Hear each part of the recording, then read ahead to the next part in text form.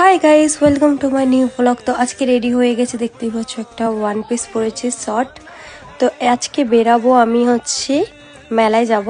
তো সবাই মোটামুটি বুঝতে পেরেছো কোন মেলাটায় যেতে চলেছি, যেখানে সব মেয়েরা হয়তো ছেলেদের দেখতেই যাচ্ছে, হয়তো মেলা ঘুরতে যাচ্ছে না, সেখানেই বেরিয়ে গেছি আমিও র্যাপিডো করে।